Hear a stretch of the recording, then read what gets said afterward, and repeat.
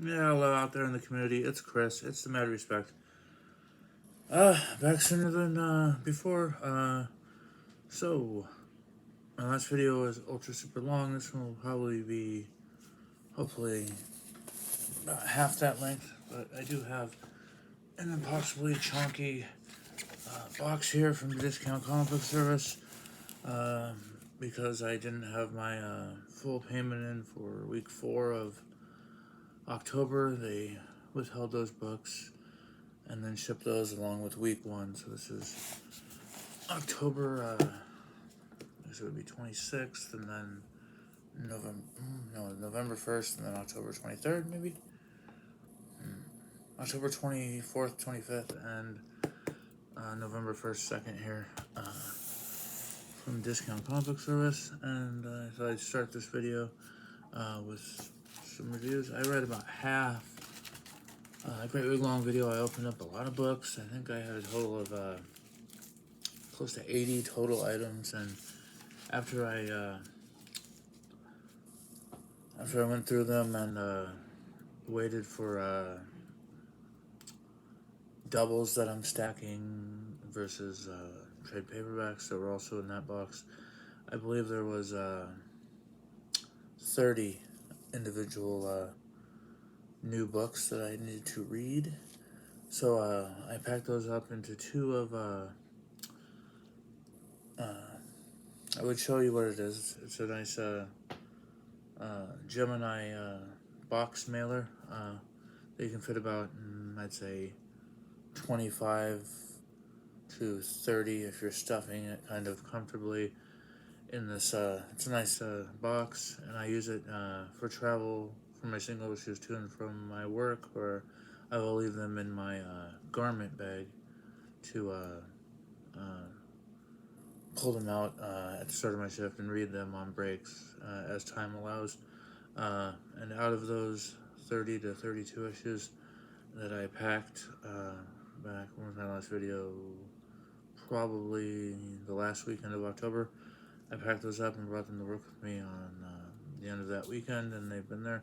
I read one of the 2 boxes worth of books, and I chose my top 15 books that I felt deserved a review this week.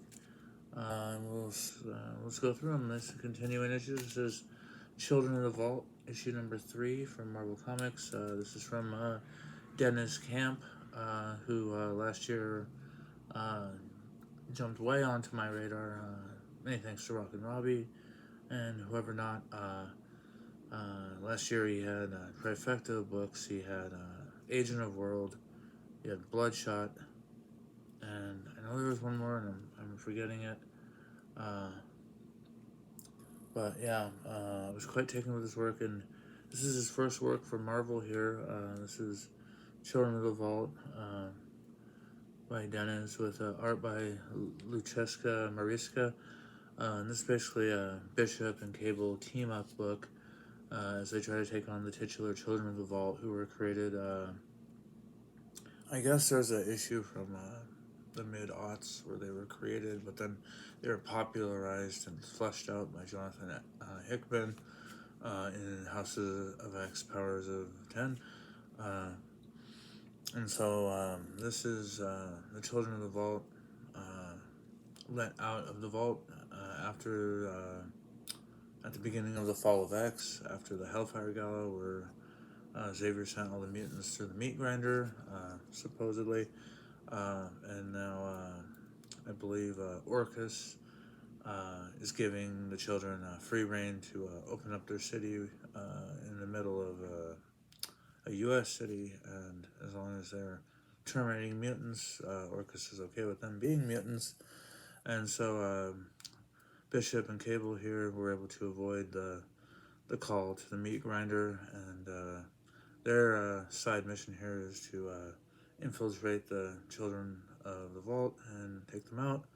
And has a cool data page where Cable is refusing to admit to the fact that Hope died in the meat grinder, and he's like, we ate bugs and we crawled through sewers to avoid to avoid Bishop in this alternate future where I was keeping you alive. So I know that you lived through going through that gate. I know you're coming back. So I thought that was really good. I'm not sure if that is directly from Dennis Camp or if it was an editorial decision to have that data page in here. But it's pretty cool. After they've infiltrated the Children of the Vault's complex, all the children come on them like 7-on-2. And they're like, "Oh, you're idiots. We got the tactical advantage here." And Cable's like, "Surprise!" And he's hard rebooted the Stark Sentinels and regular Sentinels to attack and destroy the children's little city there. And so while they're busying themselves with fighting that off, Cable is launching his ultimate master plan at the end, where he is in the children's central city hub where they have a giant, it looks like a giant brain head in there that controls the whole city, and he's got a gun to its head, and he's like, this is how it's going to go down here, and that's how the third penultimate issue ends. I'm looking forward to seeing how the series ends.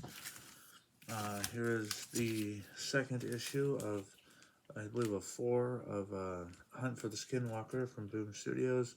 This is by Zach Thompson, who he's someone who I found out about as I came back into the community.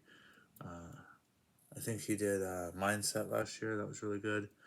The art is by Valeria Bruzzo, and this is akin to a Blue Book by Tinian, where Tinian took the real life story of the UFO abductees and made a miniseries about it. And this is about, there's a book called Skinwalker Ranch or something that pre-exists, and this is a comic book re-adaptation of that.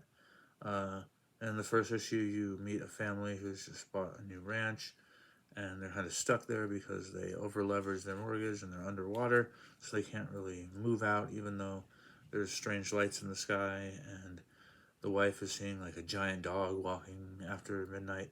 And in this issue, the cattle start being mutilated. They'll take like a 5-minute walk onto the ranch, and then they come back to where the cattle are. There's even more elaborate mutilations and dissections of their cattle.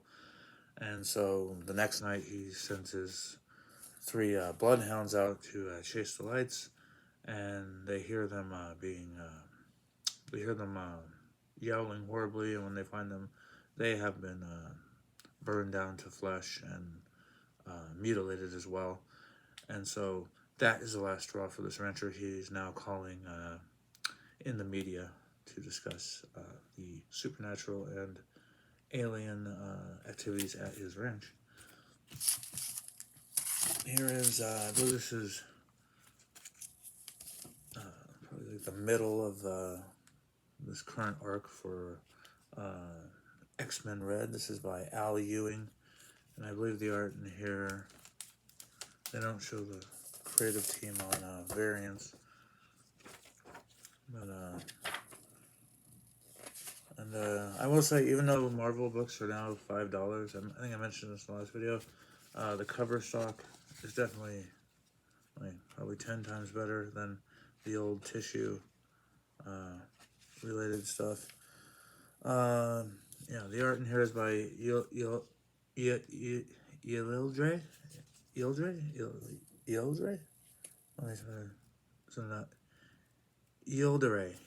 Sinar.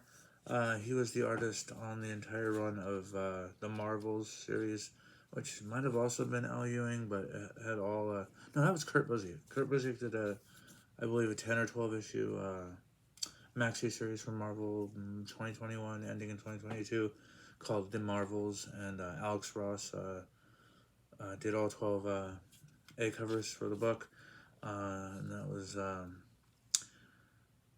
it was like... kind of like a multi-tiered character story with all sorts of different Marvel characters in a kind of... I think they were trying to tie it into the original Marvels, but it wasn't the same thing at all. But enough about him. That's Yildiz Shinar. He was the artist on the Marvels miniseries. but he is now the main artist on X-Men Red. We're in the middle of the new arc where I believe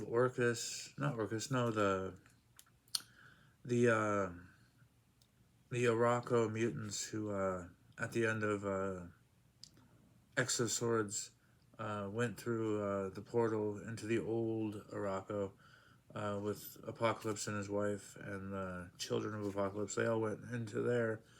Uh, I'm not sure if Orcus set it up or anything, but they have come back through the gate, and now that the main island of Araco is housed on Mars, that is where they end up coming out of the gate through onto Mars.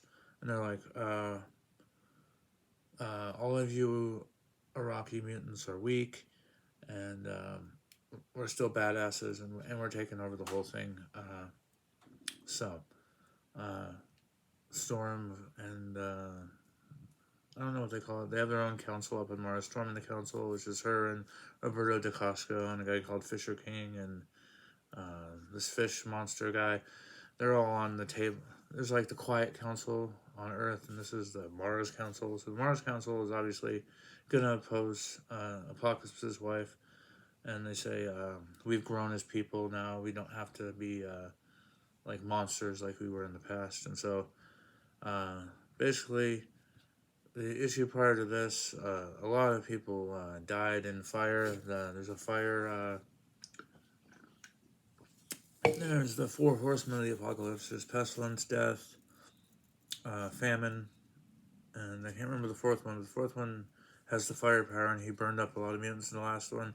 And Roberto's feeling kind of bummed about that.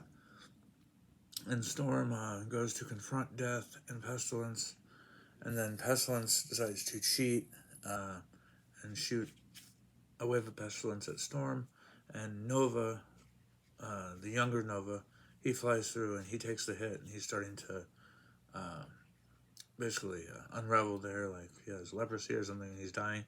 And Death is like, hey, that's not cool. This was going to be Death versus Storm, and you cheated, and it's outside of the code. And when Death pulls his helmet off and looks at you, you die. So he pulls his helmet off and kills Pestilence, because Pestilence cheated, and he wants a proper, honorable one-on-one with Storm. And then at the very finale of this issue, and they're also, they have the, from Axe Judgment Day, at the end of that, because Uranus, who's Thanos' grandfather, had come to Mars and had his hour to slaughter everybody on Mars during Judgment Day.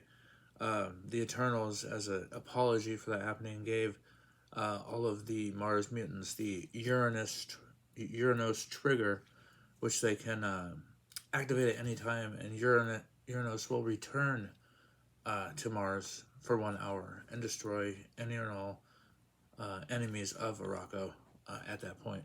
And so one of the characters is given the choice, and as soon as you hold the thing, Uranus will talk to you and be like, just give me the word, I'm going to come and kill whoever you point me at, And so then they give it to Storm, and he's talking to her, and she's having to make the decision of, does she want to unleash Uranus on Apocalypse's wife and the Four Horsemen and all of their forces and take care of them all in one fell swoop, or does she just want to fight them mutant versus mutant and how it's always been, or is she going to cheat and use this Uranus trigger? And at the end, Apocalypse finally comes through the gate, and he's there. And I believe in our new box here, we're going to have 17. So this was issue 16 of X-Men Red. There's new number 1, Marvel's Gods from Jonathan Hickman with art by Valeria Shitty. $10. Not even 80 pages, probably somewhere between 50 and 60 tops. But there's maybe one data page in the entire book, and has a wraparound story where this new character here, Wynn, is talking to Doctor Strange about, is Doctor Strange good or evil? And then it cuts to way in the past where you get introduced to Win, and Win has a little sidekick who's kind of like Wong, but is more like someone who takes down notes of everything that Win is doing throughout his life. And then you find out that other enemies, he is the progenitor of, I believe, there's two different factions in this, which of course I can't remember what they're called, but I'll try and find it really quick. He is the epitome of the natural powers that be. Is that what it's called? I just read it. I ordered it with my head.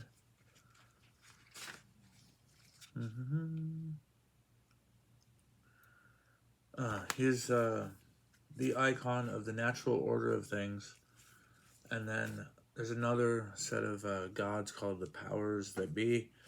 And they are at war with each other. And he is married to the woman who is next up to join the powers that be. And what she has to do in order to join the powers that be is she has to divorce him because he is on the opposite faction of these warring gods. And then a villain called G.O.D.S shows up halfway through the issue, and he's whipping ass against all the powerful magic users. I believe Dr. Doom is there, obviously Doctor Strange, Wong, everyone from that side. Probably Brother Voodoo's there, and G.O.D.S is whipping all their ass. And then Win shows up with a. He's been making various trades throughout the issue. He trades this one thing for this one thing, and then at the end he ends up trading everything for this book. And then his apprentice opens it, and he's like, "This is really wordy, but it doesn't seem to like. Doesn't seem. How's this gonna? Why would you trade all the other cooler shit for this book?" He's like, blah blah. So they end up back at the end of the battle, and his sidekick goes, "We're here with Win, who's part of the natural order of things, and you better not fuck with him, and you better not try to take his book," because Win had told him to say that. And then Win's like, "Oops, silly me," and he drops it on the ground, and it bounces away. And then G.O.D.S is running for it because he's like, "I gotta see what's in this book," and his sidekick's like, "We gotta stop him," and Win's like, "No." And so G.O.D.S ends up looking at the book, and all of a sudden he's like, what am I reading?" And his mind kind of shuts down. And that's the whole purpose of the book. Anyone who's not Win opens it up and reads any of it, you just lose your mind. So it ends the threat of G.O.D.S. And then his wife, who's with the powers that be, she shows up, and he's like, I'm giving up. I don't want to be a god. I don't want to be part of nothing anymore. And she comes up, and she's like, "Thanks for the save," and kisses him. And he's like, "Well, maybe I can hang it out for just a little bit longer." And the second issue is going to introduce more new gods and have more of a focus on G.O.D.S, who is a pretty cool looking villain there. And here's the final issue of Klik, Klik, Boom from Doug Wagner and Doug Dabbs, the Dougs. Basically, through the first 4 issues, you find out that she is looking for revenge for her father figure, who was murdered by this corrupt corporation. And at this point, she comes into the corporation by herself to have the one-on-one with him. She doesn't have any. She just has the one photo of her father with the picture of the leader of the corporation and other henchmen killing him.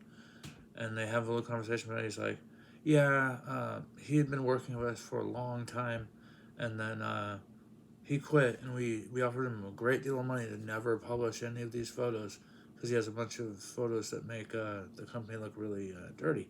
And he's like, "We paid him a lot, and he should have never used these photos, but then he did. So my main part of my job is I clean up messes, and now I'm going to clean up you. You're a mess because you've been killing all my henchmen. So now we got to clean you up." And so he tells her, our main assassin character, that the father figure she had is not really her father, and that she was possibly abducted by this man.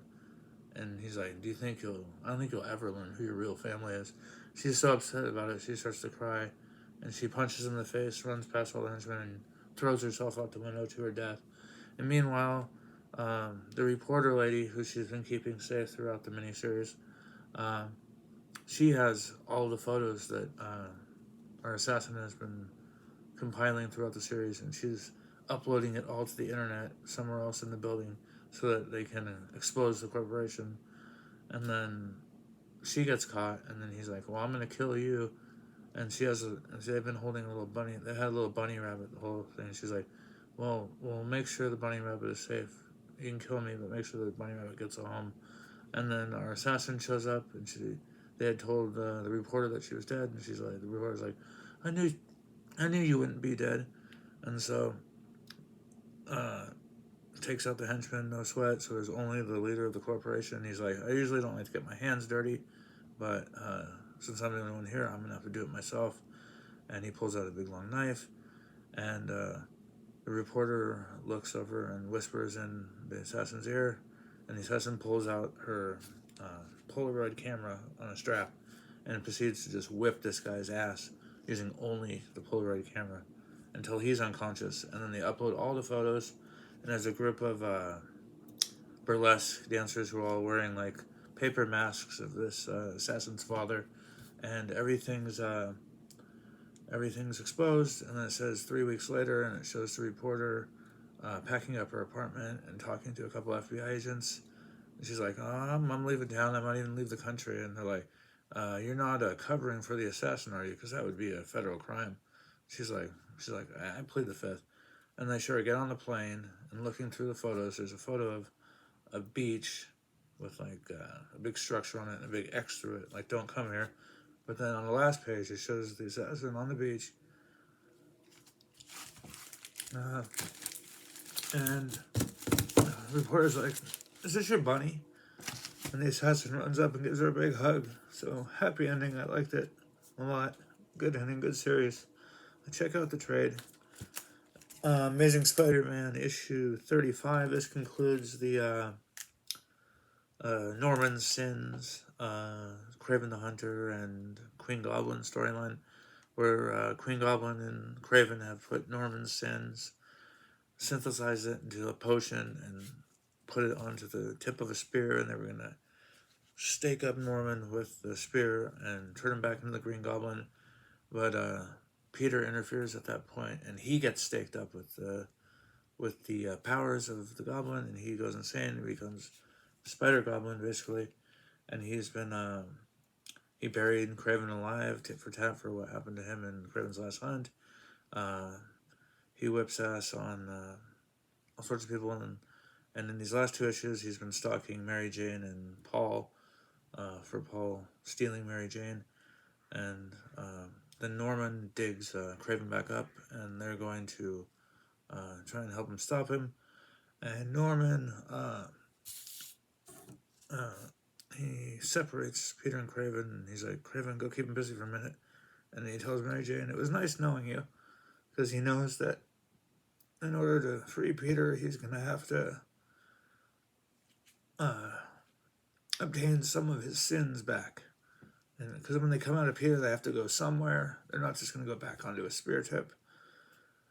So anyone who's associated with the sins is going to receive some percentage of them. So Norman, at the end of the issue, he's alone, and he's like, "Well, all's well that ends well," talking to Peter. And then he goes, and you see a shadow. It's the Green Goblin. So Norman is not all well again. So that is an interesting twist to end that story. And I guess now there's going to be like 3 fill-in issues leading towards the gang war story. And those will be by, I believe, Ed McGuinness doing the art. That last storyline was by Patrick Gleason. Now Ed McGuinness will bring back the Wreck Rap character from, what was that? I can't remember what it was called. Dark Web. Wreck Rap is going to come back. And then John Romita Jr. is going to draw the main Spider-Man title during Gang War. So we'll see. Here's Incredible Hulk issue number 5. This is cover C by Alexander Lozano. Excellent cover. My cover of this box of comics for sure. This is by Philip Kennedy Johnson with fill-in or guest art by Travel Foreman. In the last issue, there was a swamp witch, which is a big monster that can uh, impersonate. It's the wrong word. If you're in the swamp, if someone has died or has tragically been taken from you, and you're in the swamp, you'll see them in the swamp, and they'll be like, "I'm back, and we missed you. You just come here and give me a hug."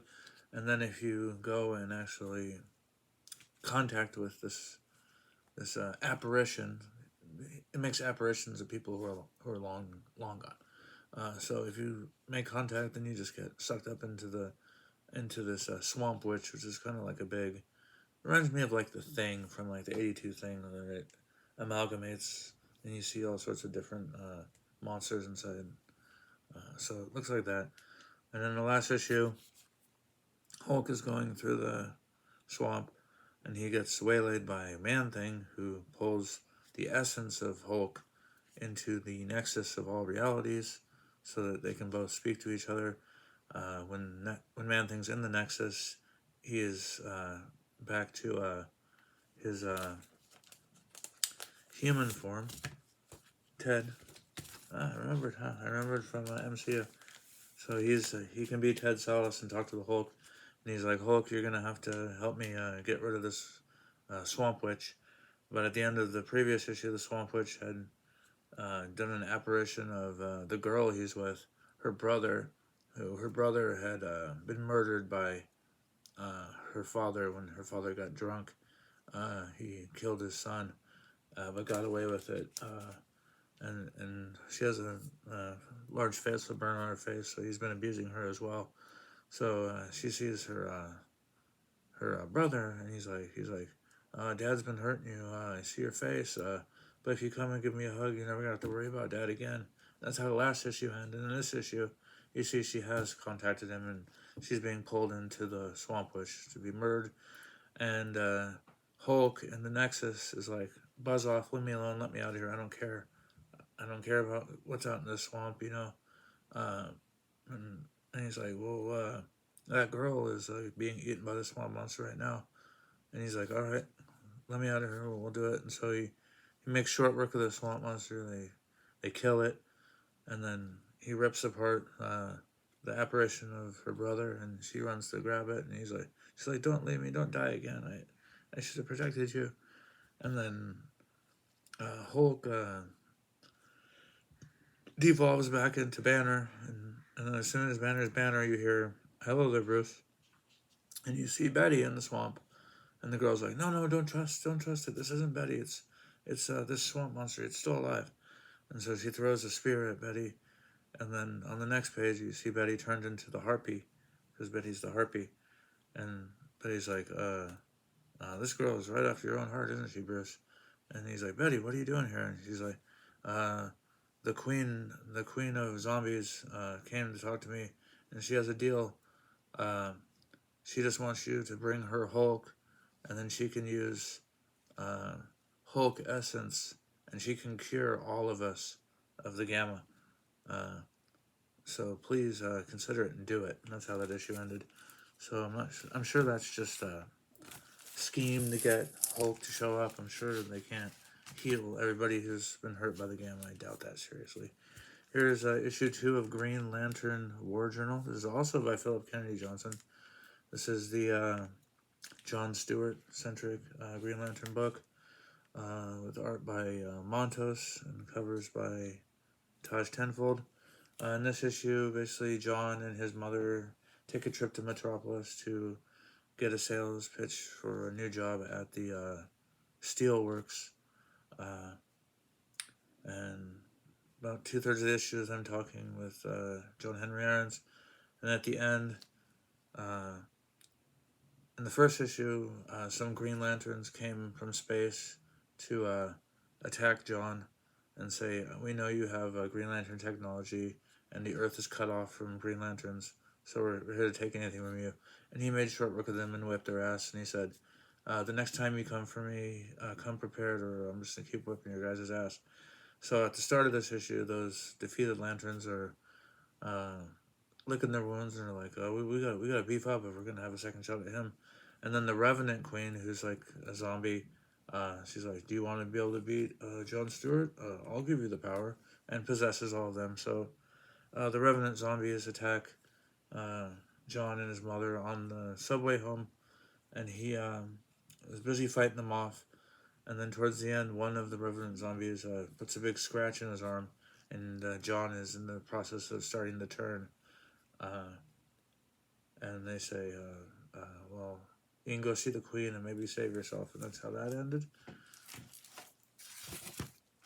Here is issue 5 of Bone Orchard Tenement. This would be the end of the first half of the series, of its 10 issues. In this issue, they've been going through, they went through the door in issue 2, and the next 3 issues, 3, 4, 3 and 4, they've just been kind of lost. There's been monsters and people with knives chasing them and all this stuff. And then at the end of 4, they found another door, they went through it, and it's the apartment of the guy who originally gave them all the keys in issue 1, who died and was being taken out on a stretcher in part of number 2.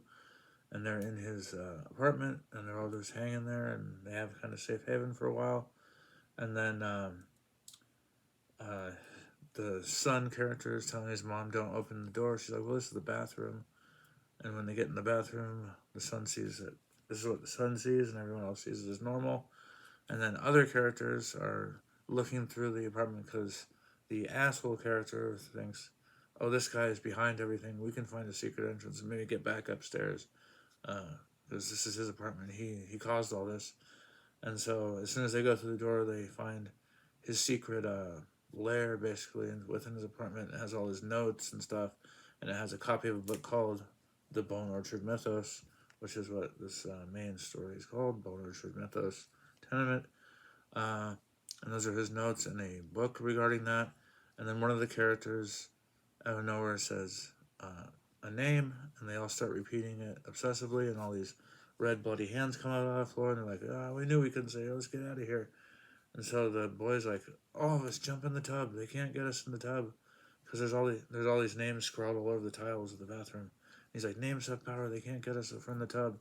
So all the hands come up to the floor, and then all of a sudden everything flips 360, and the hands are coming down from the top, and the tub's upside down. They all come falling out of the tub into what looks like black brains.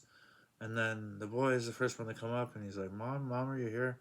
And then the old man is walking through the black featureless background. He's like, "Oh, you're the first person I've seen. I'm glad someone finally found me." So we'll see what happens in the second half of Tenement. There's a new number 1. This is Wesley Dodds, the Sandman, from Robert Venditti, with art by Riley Rossmo. Not the biggest Riley Rossmo fan, but his art fits the storyline here. This cover is cover C by Kieran Grant, who was the main cover artist on Hotel from John Lee's at AWA. I thought this was the coolest variant for issue number 1. Although there was, I believe, either a Rossmo or I'm not sure who, a foil. But I love this giant explosion and cars going up. And this is kind of a callback to the last page of the issue. At the start, Wesley's waking up from a night of being the Sandman all night, and he wakes up and he talks to his butler for a while, and then his girlfriend comes, and they're talking about he has an idea to sell to the government, and he's really excited about it, and he's going to meet a big fat cat to talk about it and go take the next step. And the fat cat shuts him down and says, "You want to put our enemies to sleep and take care of them non-lethally. We're the army. We're about lethal. We want to take them all out. So no, it's over. We don't want this idea." And he's really gutted by that. So the guy he hasn't gone through this meeting goes, "But remember, there's the party tonight. It's a big black tie affair. I have like 5, 10 other big fat cat friends there. One of them is going to want it, so just come to the party with me." So he's at the party. He's kind of feeling out of place, and he's talked to a few people, and he's like, I gotta go do Sandman things to get this out of my head. So he leaves, and he tells the butler to cover for him. and then he takes his suit out of the car, and he's just going through the streets looking for somebody to go, and there's a mugging going on, and he takes out the muggers, and then all of a sudden he sees a giant explosion in the distance, and he's like, they got me in the one place where I'm vulnerable. And then on the last page you see a whole building burning up, much like this cover, and he's like, home, and his entire mansion has gone up. Very compelling beginning. I was just gonna get one for a cover buy, but Vendetti is just that good. I'm gonna get it. I'm gonna collect it. Here's Moon Knight issue 28. This is the beginning of the final 3-part story arc, the last days of Moon Knight. And the conceit is Mark Spector's going to die in issue 30. In the last issue, not Pyro, but good thing about Marvel is they put their recap page on the first page, so it's easier to see. They traveled into the mind of Vibro, kind of a C-list character. Vibro, I'm not sure who his villain is. I'm sure he's not a Moon Knight villain originally, but they're in his dreams in the previous issue, trying to find out where Black Spectre's lair is, because Vibro's been there, and they can't. Vibro's in a coma, so that's why they went to his dreams to talk to his dream self. The whole time he's being attacked by a bunch of monsters in his dream, and you find out 2/3 of the way through the issue, the monsters are all the evil part of Vibro, all trying to attack this good man who's the good shred of him is this good man, and so they're like, but you are Vibro, you're the good man, you can fuck all these monsters up. And so at the end he's like, yep, I'm Vibro, I'm gonna fuck you all up. But they did find out where Black Spectre's lair is. So there's a character called 8-Ball. He's also a nobody, and he has a flying sled that will carry 3 or 4, because they have to get into a giant high-rise that in the original Volume 1 Moon Knight 33 was the first appearance and death of the original Black Spectre happened in that high-rise, and since then they haven't been able to remodel it or sell it to anybody because it's basically cursed. So they realized this is obviously the place where he's going to make his headquarters. And we know we have this vampire there doing recon, and they have people on the 1st through 10th floor armed to the teeth. So we gotta go high, because we don't have all day to get them, because they're gonna set off this mine bomb in the city that's gonna drive everybody insane. So they get there. Hunter's Moon starts to take on the goons, while Tigra and Marco to look for Hunter's Moon. And Tigra steps on a landmine that if she takes her foot off it, it's going to explode and blow the roof off the building, so she can't come with him. And at the end, he finally fights his way through the rest of the goons and finds Black Spectre, and Black Spectre's like, oh, I'm glad you made it all the way to the top, because I wanted to beat you to death myself. And Midnight's like, bring it.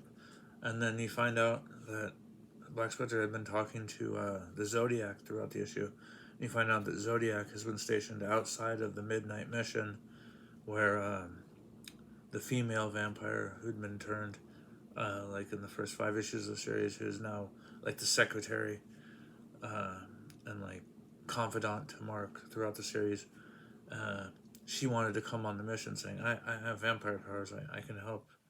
And you're telling me to stay here at the mission. He's like, that's because if I die up there, you are the Midnight Mission. I've written it out. The deed is yours. If I don't come back, you are the Midnight Mission. And now you find out that Zodiac is outside the Midnight Mission, and his part of the plan is he's going to go in there and probably try to destroy it. And the Midnight Mission, for anyone who's not reading the series, there's a cool issue where Moon Knight has heard about an apartment building where the elderly have been dying at an accelerated rate within this one old folks home. And when he gets there, he finds out the entire building is alive and is an organism. And that's how it feeds. It's eating it's taking the weakest patrons of the building and eating them. So But then he has a meeting of the minds because he's such a badass, and he tames the Midnight Mission and buys it, and that is their mission. That is their headquarters now. And then in future issues, whenever an enemy would try to come in and infiltrate the mission, they basically just get eaten because it's an organism, and if you're not friends with Moon Knight, you get eaten. So we'll see if Zodiac has much luck in the mission. Here is Batman and Robin, issue number 2 from Joshua Williamson and Simone DeMeo. The art is definitely a lot crisper in here, not as dark and muddy as DeMeo can be.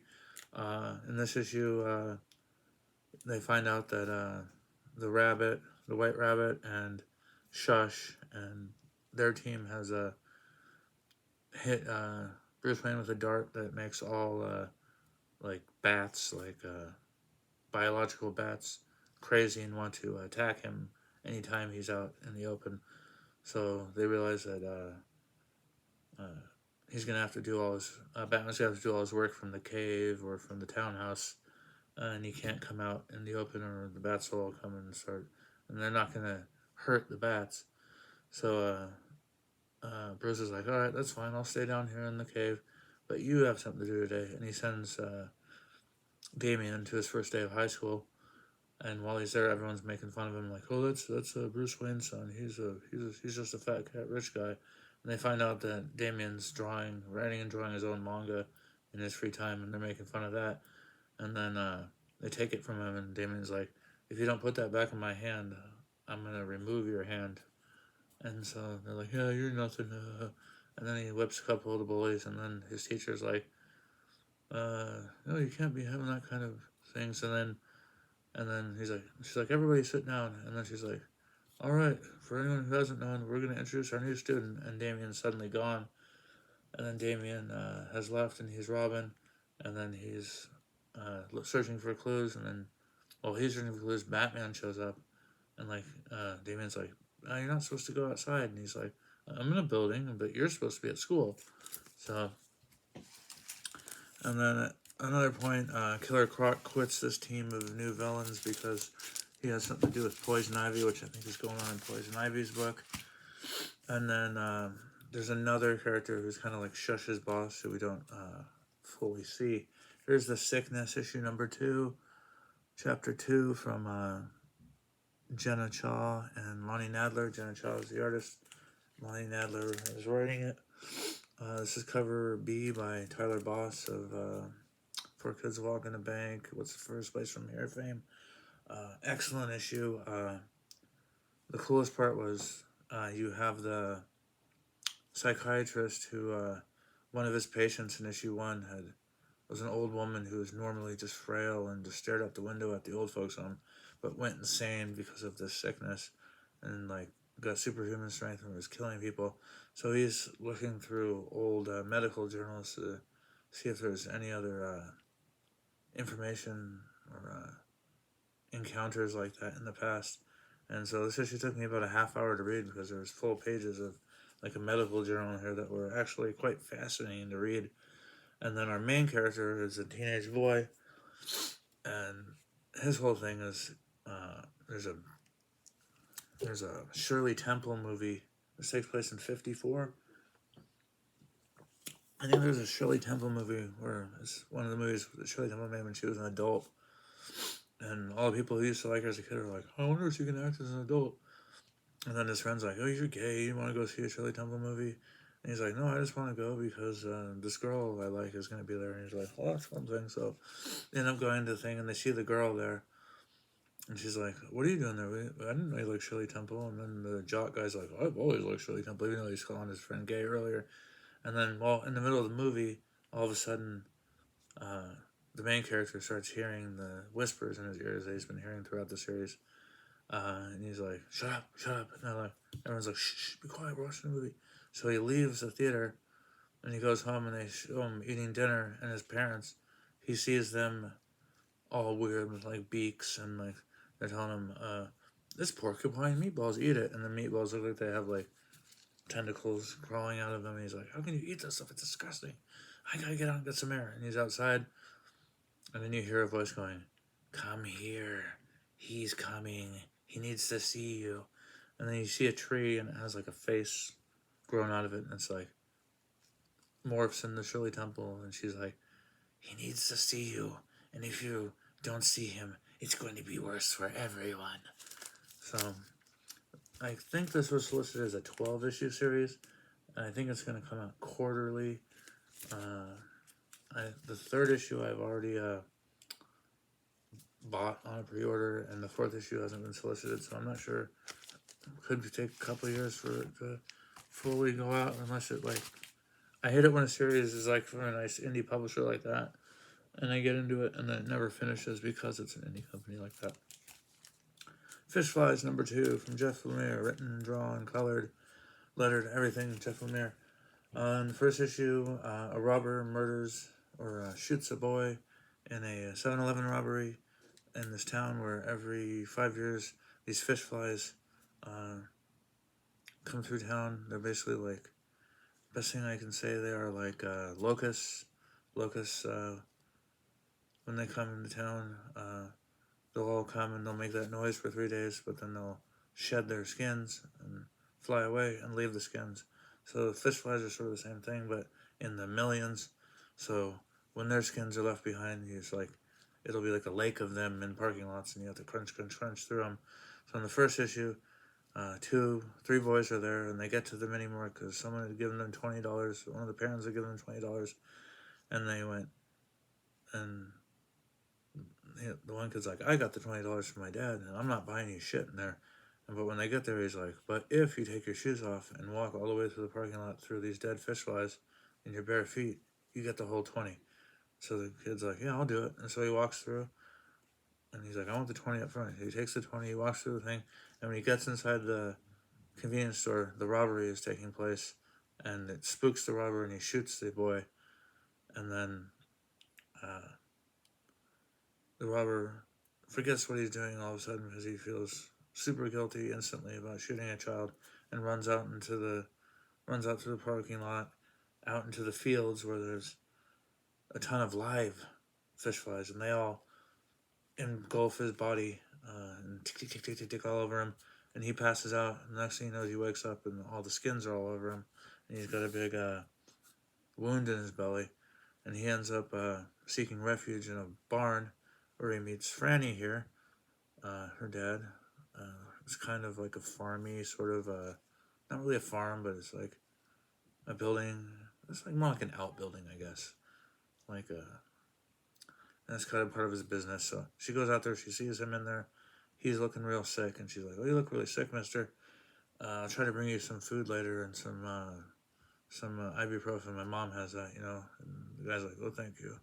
I'm really not feeling good." So she goes, and when she goes in, her dad sees her, and he's like, "You're out, and it's pretty late, and I don't want kids making fun of you when you're out, so I don't want you leaving the house again tonight." So she can't go out again until she's leaving for school.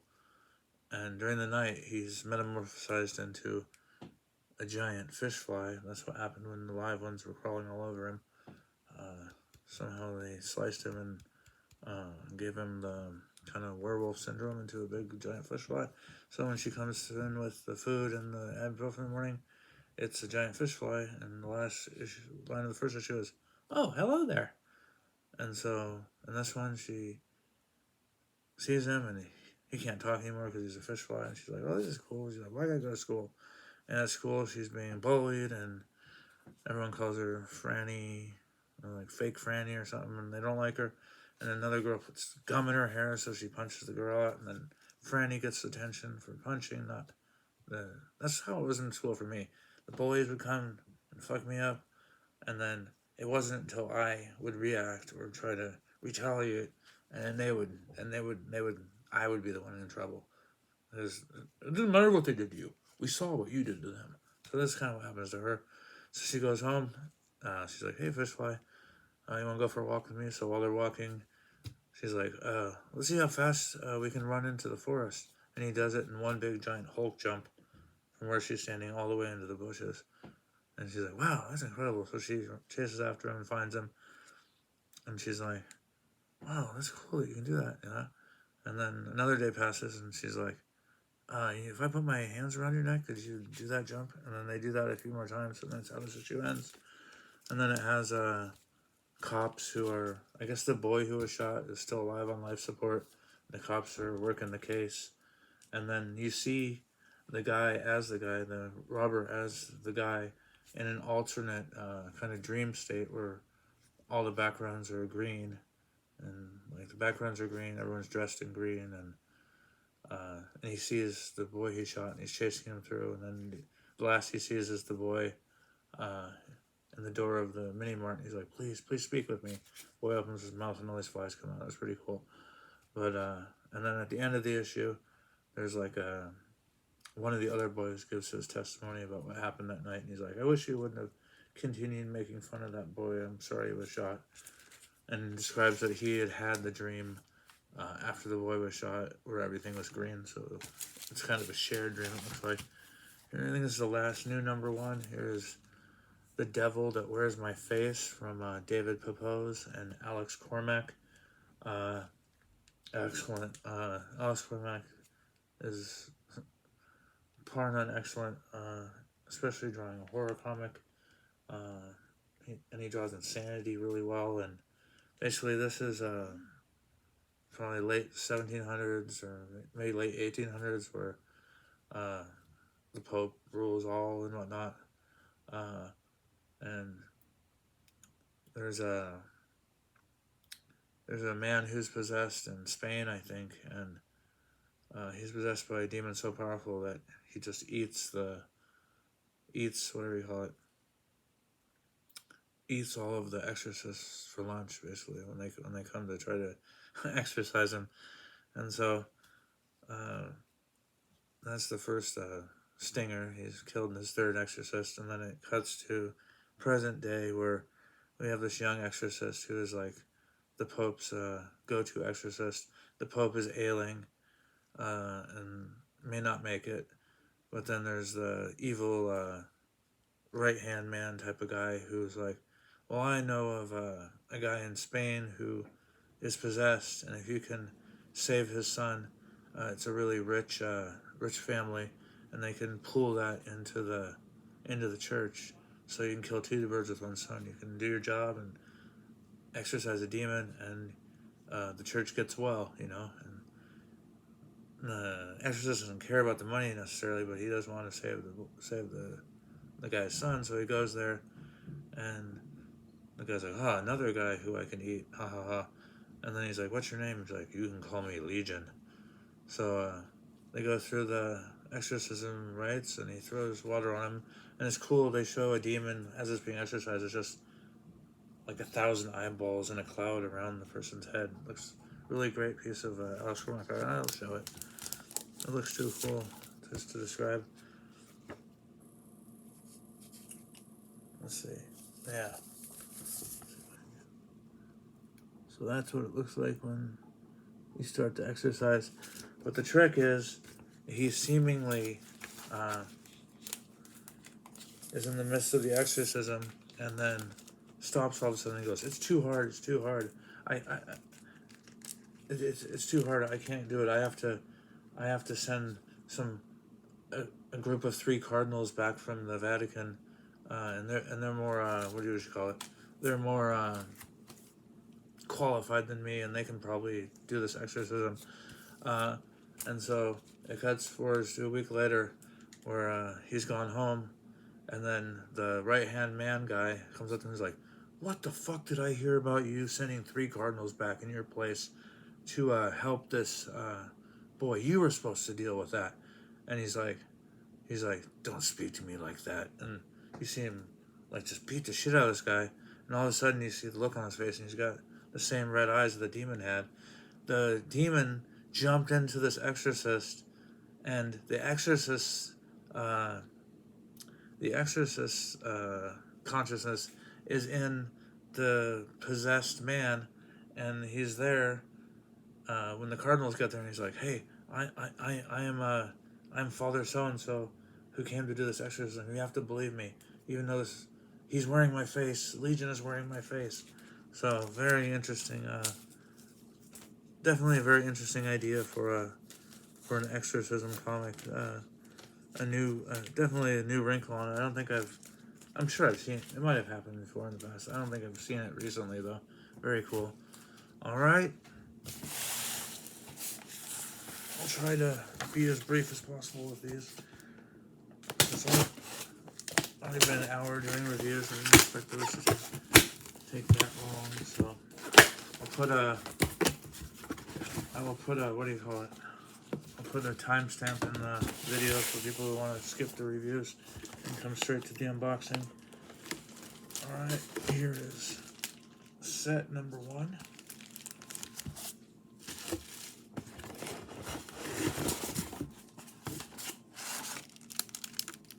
Set number 2. As I said in my last video, I've stopped getting the 35-cent bags and boards from Discount Comic Book Service, and we're buying my own from there's a few more goodies in here that we'll look at the end. So I'm just getting bags and boards from my LCS. It's probably roughly the same price, but a better quality bag and board in my opinion than current size bag and board.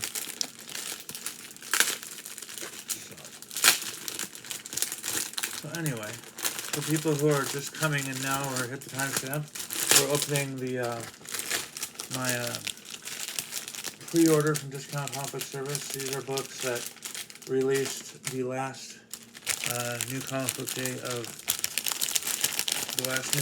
day of October and the first week of November. That because I did not have my extra printings paid for in time to get my last week of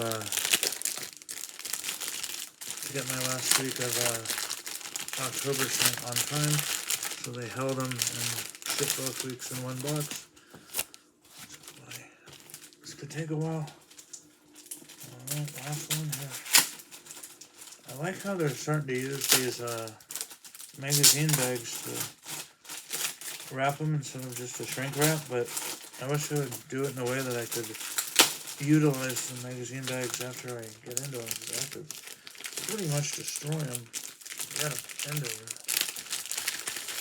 Okay. Sweet. Okay.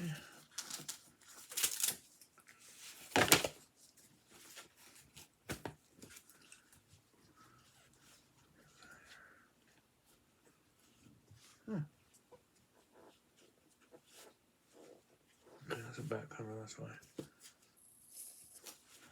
Looks like they gave me some freebies. I heard about this comic.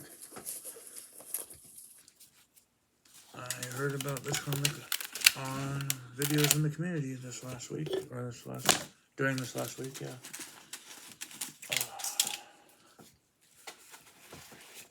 I do have a few books that are. Look at these first, I suppose, since they're being awarded. Ooh, what's going on here? So far, so good. So, there we go. Holy moly. Holy moly, man. This is a lot of books. I have to use 2 different stacks here. So, looking good. This can come out. And this can come out. Look at that first. And I gotta see where these come like that. Where that starts. Alright.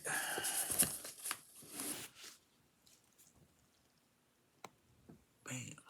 Oh, I didn't black out there or anything. I had the low battery notice come up on my screen. So let's rip through these. Here is Marvel previews, free previews for November shipping in January. The November pre-orders haven't come up on Discount Comic Book Service yet. Usually they're up on or before the 6th already. Sometimes on the 5th, but this time, nope, no such luck. So I'll be able to see maybe a few more covers here than I will when they actually upload onto Discount Comic Service website. All right, here is the oft-delayed The Nasty. Here's issue number 4. This is cover A and cover B. I believe I have pre-ordered issue 5 from Discount Comic Service, and there has not been a solicitation past number 5. One of 2 series that kind of dropped off. The Nasty here from Vault by John Lees, with art by Adam Cahoon. And I believe A cover is by Adam Cahoon, and the B cover is Sally Cantorino. So that one, yeah. And then Animal Crossing Season 2. The first 3 issues came out. The last issue came out in maybe April or May, and there hasn't been a solicitation or article regarding why it stopped, and it's not finished, so I'm just curious about that. Alright.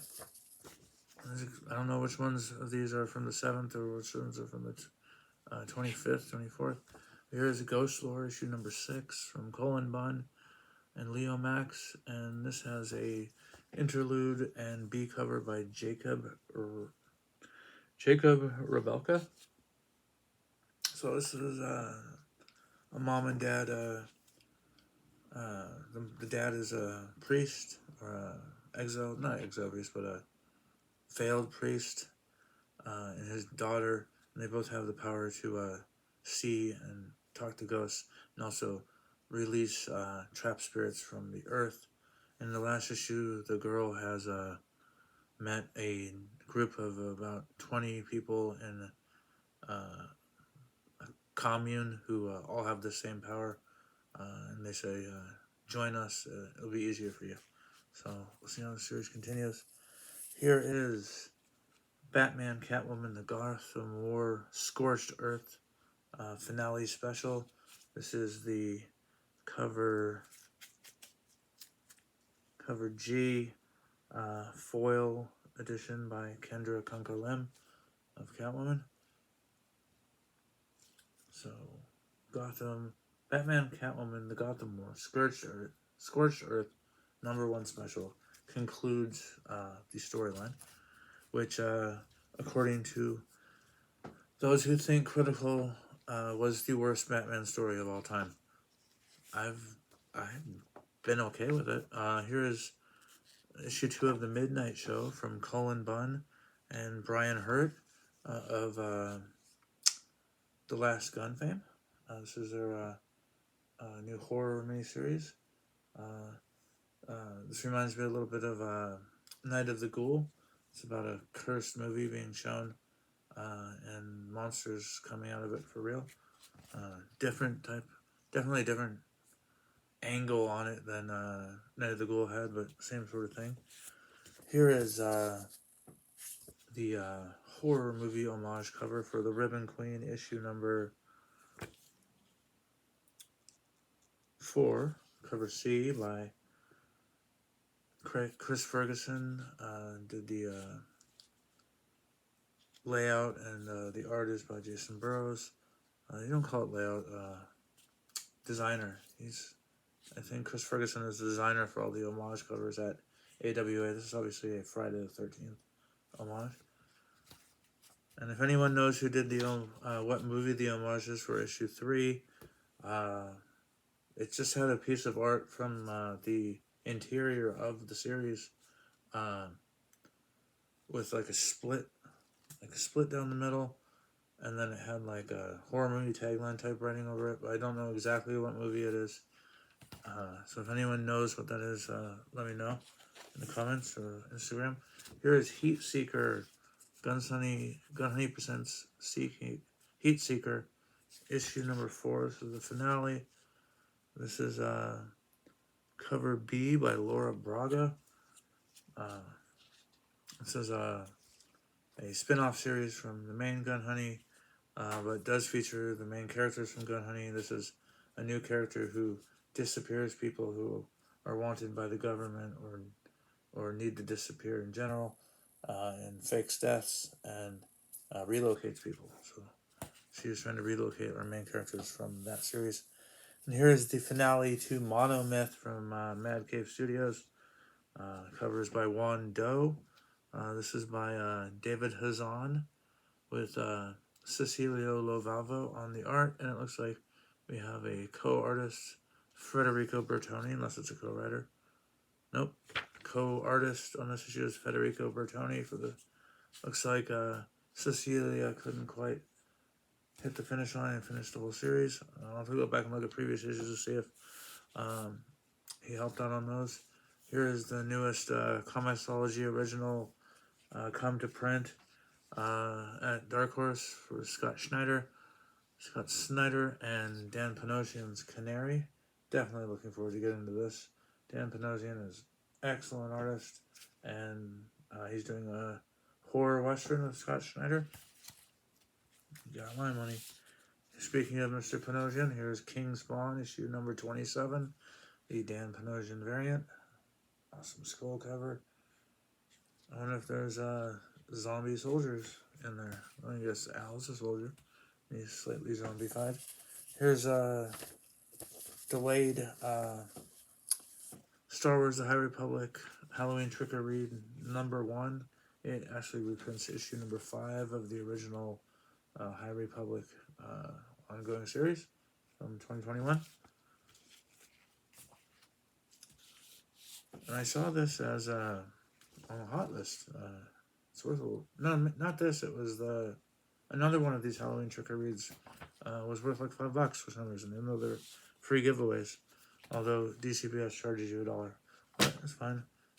And as usual, I get 2 copies of all High Republic related covers and series. All right, here we have Star Wars Hyperspace Stories issue number 10, cover B, featuring the first cover of the Bad Batch, and I believe it's their first story in the Guts.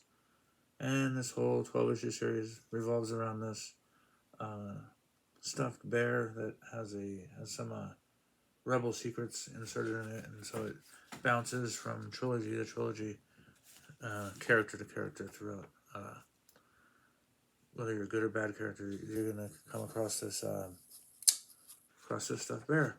Here's the Avengers issue number 7.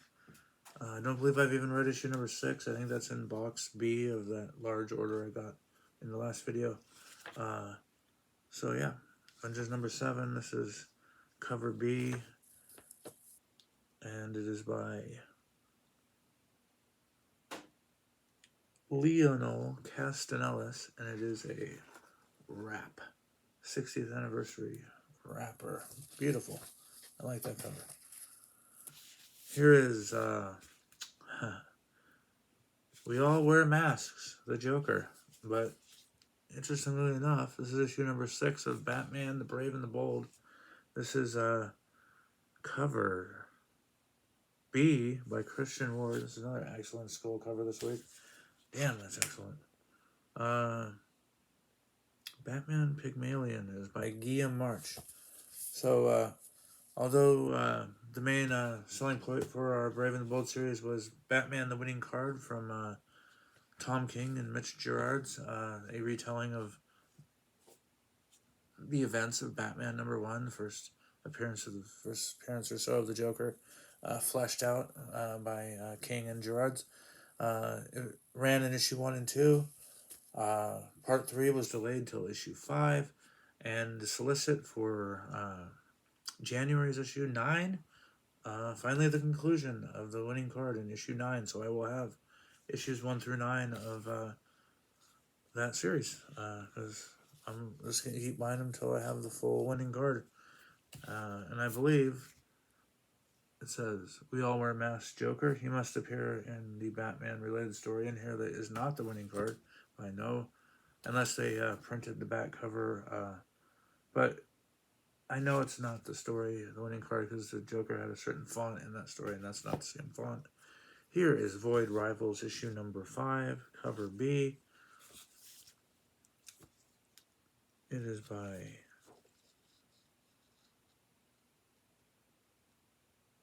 Connor Hughes? No, This is not the Connor Hughes cover. I'm lying. This is Dyke Ruan. Cover B by Dyke Ruan. Avoid Rivals. Looking forward to seeing how that first arc ends. That's the second to last issue. Here's another Marvel foily action. This is Captain Marvel issue number 1. Foil cover by David Nakayama. Cover C. This is a new series from Alyssa Wong and Jan Bauzuda on the art. And I wasn't going to collect this series either, but I heard nothing but good things about the first issue, and all of the covers coming up are bangers by Joshua Shui. So I will continue to collect it for the time being. Here's, I would have shown this already if I knew it was there. This is DC Connect for January. I'll go along with this Ultimate Comics one. Here's Ice Cream Man. This is issue 37. This is cover C by Martin Morazzo, and is a Walking Dead 20th anniversary team-up cover, homage to issue 1 of The Walking Dead. And here, I'll grab both of these at once, I guess, and find them both again. I guess because I had 2 boxes, but here is freebie from our friends at Discount Comic Book Stores. This is Unnatural Order issue number 1 from Kyle Yost with art by Rodriguez. Cover is by Rodriguez and Kelly. $4.99 cover price, but I guess this was heavily ordered because it was given out free to local comic shops and online comic shops to give away. So thank you, Discount Comic Book Service, for not 1 but 2 free copies of Unnatural Order. Here is Quicksand, issue number 4. I did read issue number 3. I didn't review it back there, but it was actually pretty entertaining. You find out there was a A-team and a B-team for this mission to try and take out these alien insects, and the A-team was all lost, besides one soldier who's been in a coma. He wakes up in issue 3 and tells his story of what happened to the A-team, and at the end the B-team is ready to do the same thing, and they're midway through the same mission, and bad things have started to happen. Here is, keep these in order. Can't look at that one yet because it's not in order because I have 2 weeks of comics here. Here is No One, issue number 6 from my friend Kyle Higgins with Brian Bucciolato with art by Jorge Borges. This is just the A cover here by Geraldo Borges is his name. Number 6. Over here we got Ultimate Universe issue number 1. This is cover B by Ben Harvey. Ben Harvey Ultimate Thor variant. This is by Jonathan Hickman. I believe this has multiple artists. Let's find out. Oh, it has I don't know. I think it has multiple artists, but it's not Hitch like Ultimate Vision. But I hear this is really good from the community. Here is the A cover for Star Wars Hyperspace Stories. I believe all the A covers are by Carrie Nord. This is the first issue, I believe, that doesn't have a word bubble on either one of the covers. Yeah. All 1 through 9 have all had a word bubble on one or both of the covers.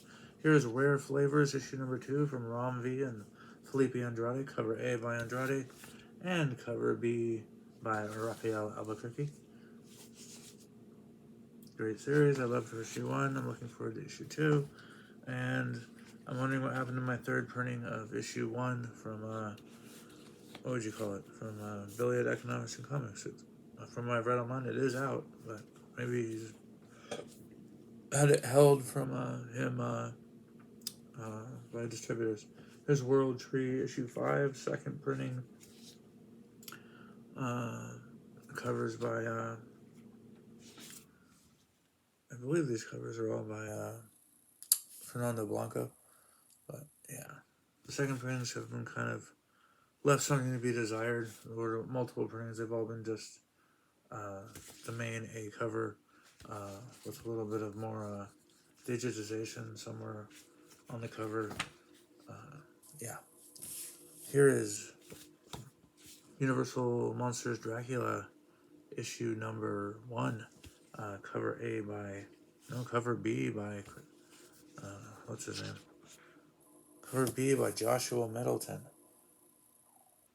Looking for this is by James Tinian IV as well, with Martin Simmons from Department of Truth on the main art. Another that's a 4-issue miniseries. Here is Batman, Catwoman, the Gotham War Red Hood. This is the second to last part to the Gotham War. This is by Matthew Rosenberg with art by Semezia. And the A cover is by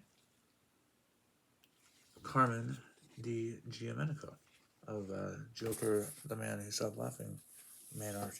Here is Amazing Spider-Man, issue number 36, the John Romita Sr. Jam variant. I believe this is John Romita Sr. Doing this left side, the Green Goblin, and clearly John Romita Jr. drawing Spider-Man here. I don't know if they were two drawings drawn at separate times that Marvel smushed together, and we're running out of battery here, so we got to speed this up. Void Rivals, issue number 5, cover A by Lorenzo Di Felici. Black Hammer the End, issue number 3. We got cover A. I assume cover A is by Malachi Ward. It does not say. I usually get the variant for this, but the variant must not have been as pleasing to my eye as that. New Burn, issue number 12. This is from Chip Zdarsky and Jacob Phillips. Your next move is to leave. Image Comics. Gunslinger, issue number 22.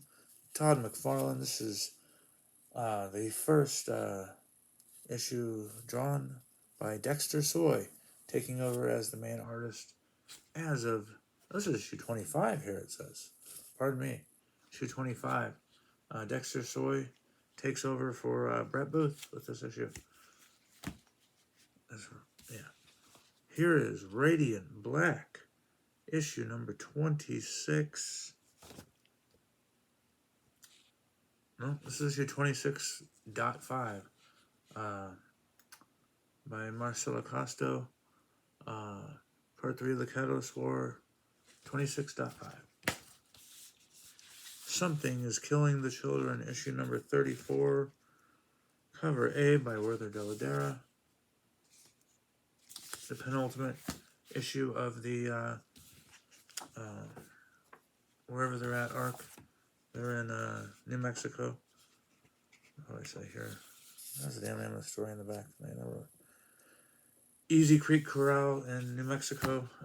Penultimate part to that. Here is Captain America, issue number 2. This is cover D, the Avengers 60th anniversary variant. And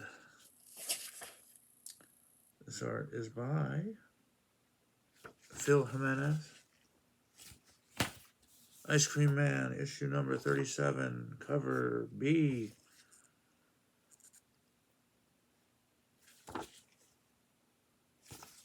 Unknown cover artist. I don't have time to flip it to see it. Here is Wonder Woman, issue number 2, cover B. Cover C by, oh, it says right here, I love them. Julian Totino Tedesco. Here is FOC reveal variant by E.M. Gist. Number 34, Something's Killing the Children. Excellent. Here is cover B by, cover B by Giuseppe Camuncoli. A lot like the DC Trick or Treat variants, but here was Something's Killing the Children. Good. Here's a new number 1 that I'm looking forward to reading. Drive Like Hell. This is by Rich Doak and Alex Cormack. Sea of Sorrows. Road of Bones. Breath of Shadows. This next book, Drive Like Hell. 3-word title, but not a 3-word title middle word being of Drive Like Hell. Definitely highly looking forward to it. Here is Killmore, issue number 2, cover A by Max Allen Fuchs. Like the issue 1. It's interesting to see where it's going to go. The title of it is called Inhuman Form. Here is Wonder Woman, issue number 1, second printing, foil. The middle part of the Jim Lee Icons foil triptych. Superman goes on one side of her and Batman goes on the other. Let me put that on Instagram, take a look at it. Here's Radiant Black, issue 26, cover A. This would be 26 straight up. And the other one was 26.5. Here is the Immortal Thor, issue number 3, cover A by Alex Ross. This is by Al Ewing and Martin Coccolo. Here's Detective Comics, issue number 1075 from Rom V, continuing Rom V's run. And 1 week later, we got Detective Comics 1076, beginning a bi-weekly story, 5-part story by Rom V with art by Jason Sean Alexander that I'm looking forward to putting my eyeballs on. He's a great artist. I hope he's not rushed because it's bi-weekly. I hope he drew it all before it began. Here is Ms. Marvel, The New Mutant, issue number 3. The team homage cover by Terry Dodson. This is X-Men 139 homage. Here is another book I'm looking forward to. Scott Snyder, Dark Spaces Dungeon, issue number 1 by him and Hayden Sherman. Cover B by Dustin Nguyen. That is my cover of this box so far. Is awesome. Here is Creep Show, issue number 1 in the second printing. Not sure who the cover artist is, but I'll put it in the comments maybe. Here is Bryn Mawr. This is issue number 4. This is cover B by Evan R. Gaunt. Not familiar with that artist, but it's a cool one.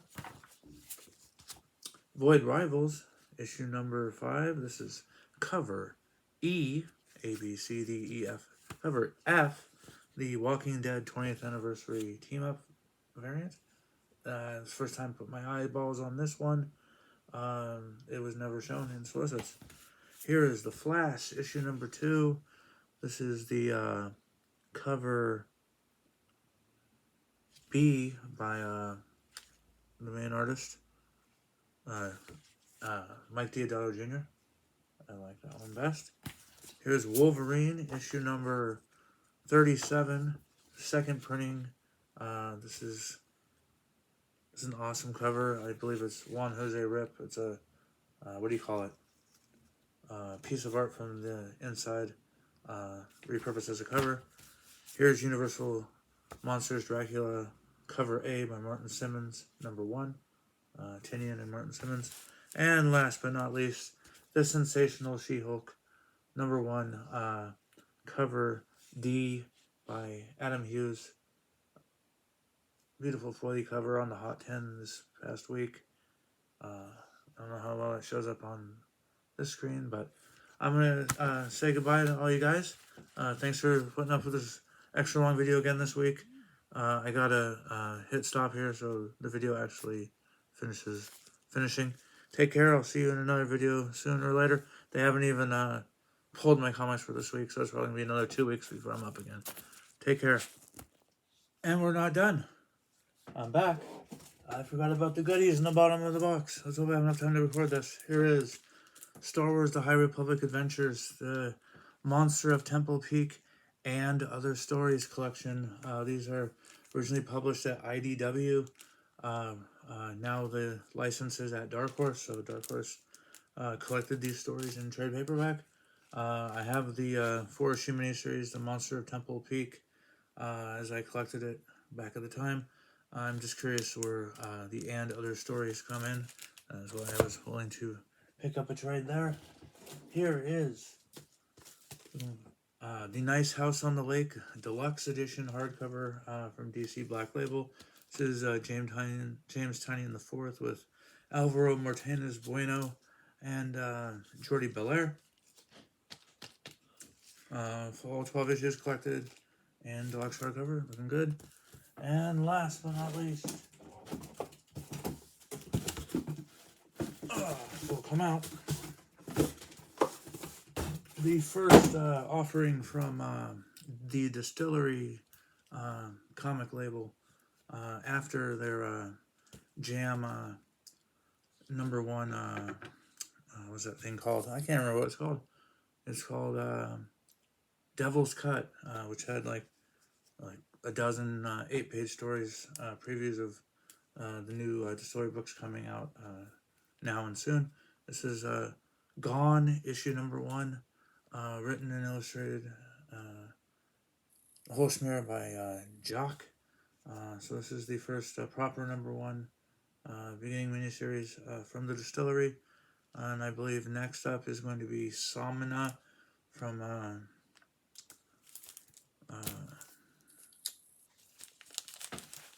Clune Rad?